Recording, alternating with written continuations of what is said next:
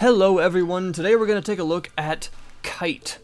In its very early stages, this is in early access, as you can probably tell by the name of the video, and it is version 0.1.5, so yes, this is a very early build. So early, in fact, that the game does not currently have saving. A fact which I totally forgot before I made this video, got quite far, all the way to here, level 7, which is pretty much the last one in the current build. Had a nice character build going on, a bunch of weapons I wanted to show, a bunch of gear, and then closed the game when I went to start the recording software, totally forgetting that I couldn't save, and yeah, so whoops, starting back from the beginning. But luckily you can pretty much make whatever you want pretty easily and go to whatever level you want, so we're just gonna do that. Anyway, this is Kite. Kite is a pretty interesting little beast, and although it's quite early, it's still very much worth showing off. So what is it? Well, it's very much like a kind of old school, it's like something you would play on Super Nintendo, really. It's very much like a SNES game. That's kind of what it reminds me of. It is an arcade-style shmup, really. 2D, kind of top-down shmup. And it has RPG elements, and again, that's kind of why it reminds me of the Super Nintendo era of games, when they tried to kind of give games more replayability, more playtime, more depth by putting RPG mechanics and things like that in them, and it made them a little bit obtuse here and there, but still pretty fun. And as you can see, this has quite a bit of stuff going on. There's a lot of density here, but it's actually fairly easy to get into, although it may not look it at first. There's a lot of customizability here. And although the current build doesn't have a huge amount of content in it, what's here is really interesting and very good, and I'm excited to see what it builds into. So, you are a droid, actually, and called Mags, and you have all these different parts that you can build different versions of in between missions, which is where we are now, using scrap, which you get in missions, as you would expect, by blowing things up. You've got a weapon set, 2 weapon sets in fact, a left weapon, a right weapon, and the sort of two-handed combo weapon, which has 2 fire modes, by the way. So if you're counting, that's 6 weapons and technically 8 fire modes that you're going into a given mission with, which is pretty cool. You also have 2 active abilities. You have 2 different passive buff suites that you can switch between, and you have a little kind of mini bot that you can find in the mission, multiple of, that'll follow you around when you find them, and all of these things can be swapped out. You have this workshop here, and you will be able to rescue scientists during the missions, and it will give you the a number of personnel, and the number of personnel actually dictates what list of loot you can use them to craft. And of course you use scrap and craft whatever you want. And as you can see, you can get up to some pretty ridiculous stuff. Siege bots and all sorts of things. This is one of those, this is an upgraded version of one of those passive ability buffs, which I'll show in action in-game, and really there's just a large amount of gear for you to craft, and also various lovely bits of weaponry. A napalm pistol, a triple spread shot auto pistol, a crazy spin mine grenade launcher thing. There's actually a really good amount of stuff already to craft, and gearing up does feel pretty cool, and your stats are well explained, although that might look like there's a lot here to kind of take in. It's a bit like the Dark Souls level up screen. There's a lot of words at first, but it's really pretty simple cause and effect once you really get into it. And you also have a skill tree. You level up by killing and things, picking up, well, pickups, as you would expect for a very arcade-style, old-school game like this. And every time you level up, you'll get a skill point to spend on one of 4 trees, as you can see here, that affect your different things. And the trees are actually pretty cool, for the most part, and I actually had this one pretty much filled out before I quit, all the way up to the Energizer skill, which is pretty damn powerful, and allows you to do some very silly things. And, yeah, they each kind of focus on different things. This one focuses on ammo-using weapons for the most part, and just gun damage. This is mostly energy damage and other energy-using things. You have a bullet time, and this allows you to affect tempo, which is the bullet time using resource. And you also have your HP and shield and things like that here, as well as armor and a bit to do... This also has a bit to do with you have a sort of turbo as well. So really there's a lot to the game. So let's just get into a mission, and I will show you. So in this mission, it introduces the shield generator, and every mission will kind of work in a similar way. But to put it simply, you'll be put into a place, and you will have to basically blow a lot of things up. Rescue scientists, they'll give you some tips occasionally. Been through all this. Blow up a good number of enemies, and get going. So you have this sort of pumping 80s synth-wave soundtrack in the background the entire time. The soundtrack, as far as I know, don't run into the mines like that, is all original, which is very cool.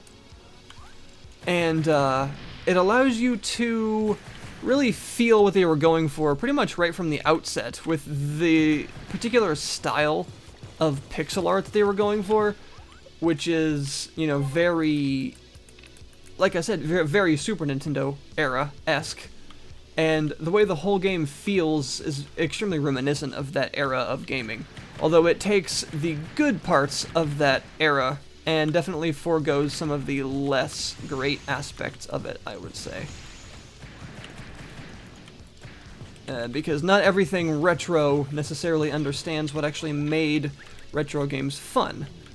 And just calling yourself retro and emulating old school games as much as possible isn't necessarily the best idea, but in this case it's clear that they understand what that actually means. So, for this mission we have to find the shield generator that is shielding all of the nasty things trying to kill me, blow it up, which will then allow us to blow up these power supplies here, which will then stop the turrets from regenerating when we destroy them, which will allow us to complete the mission. So it's very much a kind of cause and effect, find the right order in which to blow everything up kind of mission. And most of the missions work that way, although you do, of course, have the scientists to rescue, and there are other... oh goodness. There are other objectives occasionally as well, because some of the things that you need to destroy have other ways of actually going about rendering them vulnerable, like picking up certain types of power-ups in the level, like those databanks, which you get mostly from, oh god, mostly from destroying terrain. As you can see, a lot of the things in the terrain are actually destructible, which is, I mean, what you want in a kind of neo-future office building. You want to be able to blow up everything, and you can. There's one of the turrets down, but since it is only one of the turrets and the power supplies are still active, it is going to start repairing itself.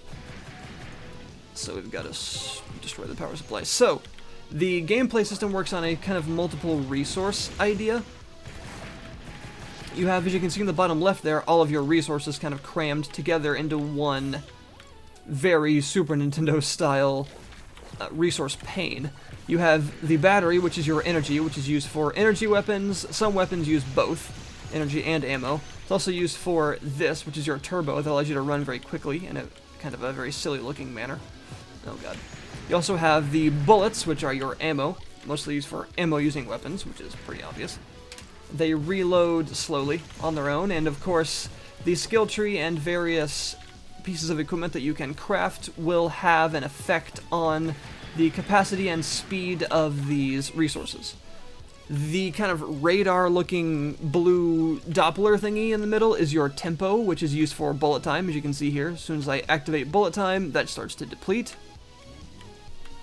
The number 7 would be, of course, your level, and that pane starts to fill up as you get experience. The heart and, well, basically the red pulsing window is your health. And the blue border surrounding the whole thing is your shield. And you also have the blue bar to the left of your character and the red meter to the right of your character, which also represent health and shield, just as a nice way to have them represented next to your character and as well as in the bottom, so you don't have to necessarily look down there if you don't want to. So you have a quick kind of at a glance. And in the bottom right, you have your weapons, which show your weapon set currently selected. You can switch between both like this. And they show your refire rates for your weapon. It also shows your active buff suite. So I mentioned that there are actually multiple buffs you can switch between. You just press R like that, and you can see in the bottom right there, and also below your character, it switches between them. And you can equip different passive... Oh god, there's still a power supply. I didn't actually know that. You can switch between different passive buff kind of sets, which is kind of an interesting idea. And there's a little mini-bot that'll now follow me around that I've rescued him. And you also have those two active abilities. You start with this shield, which protects you from range damage, but not melee damage. And this, which is a short restoration that has a very long cooldown, but allows you to very quickly restore ammo and energy. And that would be that. So, one more turret. And... which one is it?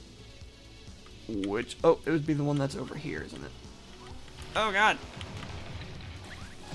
So, although it kind of is a bit of a storm of color and power-ups and somewhat confusing elements at first, because the game, of course, doesn't really have much of a tutorial yet. It has a very simple kind of basic first level, but it doesn't really explain a lot of the resources that well. It's just mostly the controls. It doesn't explain all of the passive abilities and your active abilities and things like that.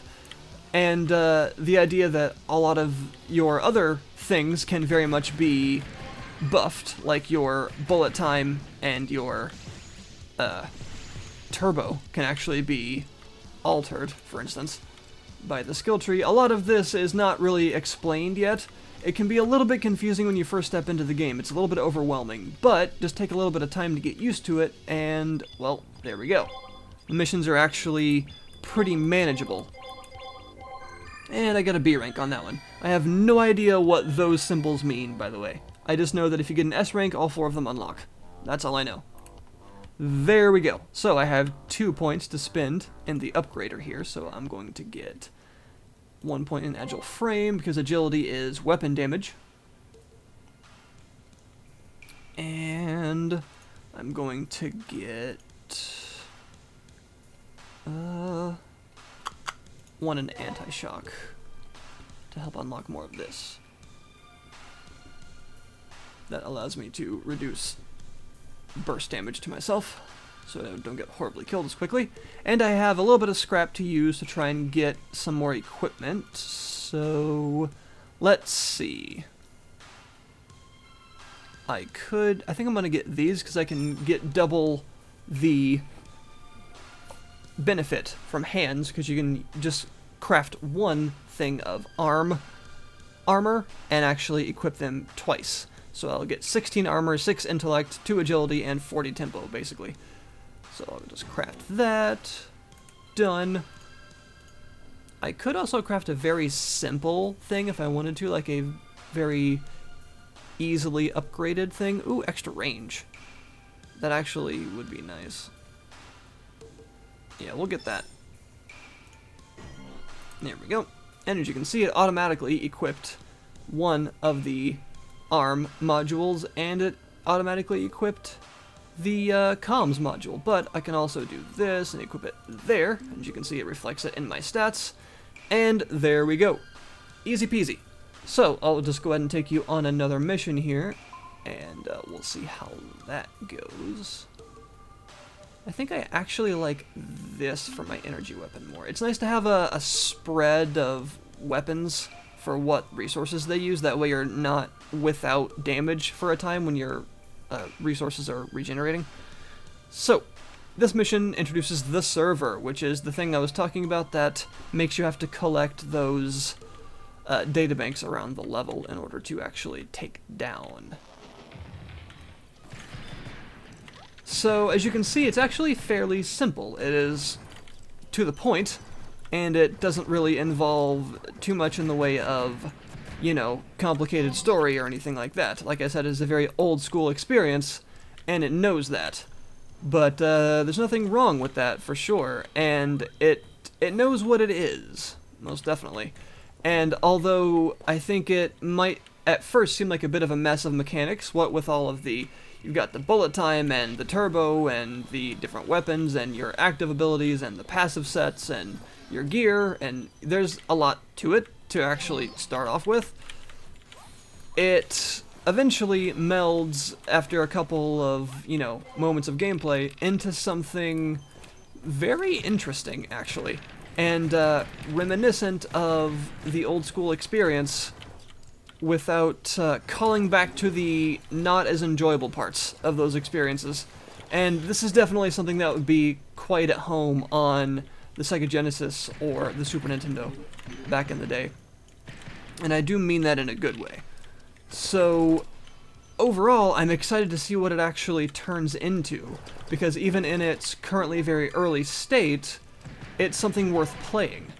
And I think it would be a shame to not keep an eye on it. So if you're at all interested, check out the description below and you'll see a link to the early access page, and you can decide for yourself whether or not this is something you would like to keep an eye on.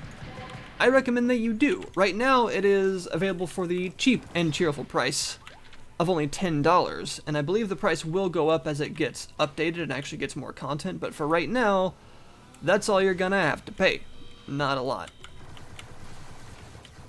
And what's here is pretty enjoyable. I would say that for now, since, you know, it is in its early state, there's obviously a lot of room for improvement, so if I were to suggest a few of those, some of the things that come to mind would be a map, because sometimes trying to find that last scientist or that last turret that you know you've walked past a million times but can't quite remember where it is, because some of the levels do get a bit expansive, which is nice, it's just, it can be annoying without a map. I would like to have a map to be able to navigate some of the larger spaces a bit easier. I would say that they just recently buffed the scrap drop rate, which is good. It's at a good level now. In my opinion, the actual rate at which scrap drops is much improved. And it is definitely a pretty solid experience overall. It's unique in its way, and its name is very fitting, because kiting is definitely something that you've got to do to actually survive very long in this game. And the actual suite of weapons and gear and stuff that you get is pretty creative and interesting, and actually keeps the game feeling fresh enough to enjoy for a good period of time. So yeah, I'm excited to see where it goes. I'm definitely going to keep an eye on it, keep playing it, and keep watching it, and I'll be excited when they get a proper save system in, so that all of your progress is actually kept. But of course, right now, there's not a huge amount of content in the game anyway, as far as missions and stuff like that, so it's not like you're losing hours upon hours of story progress or anything whenever you quit the game. So that's not a super huge problem or anything. It's just that it would be nice to have a save system soon. Other than that, this is one of those early access games that is providing us with something fairly unique, and thus is worth keeping an eye on for those of you who find this sort of thing interesting. So, thank you, everyone, very much for watching, and if you have a suggestion for games in the early access system, by the way, I am taking them, because there's a lot to cover in that system, and it's sometimes a bit tough to sort through, because it's hard to find something that seems very trustworthy, and something that's clear that, you know, the devs aren't going to just kind of cut and run at any time. It's a system that I'm working my way through carefully, because I don't want to publicize something that ends up with a bunch of people screwed over, basically, so, yeah. Anyway, thanks for watching, and I'll see you guys next time.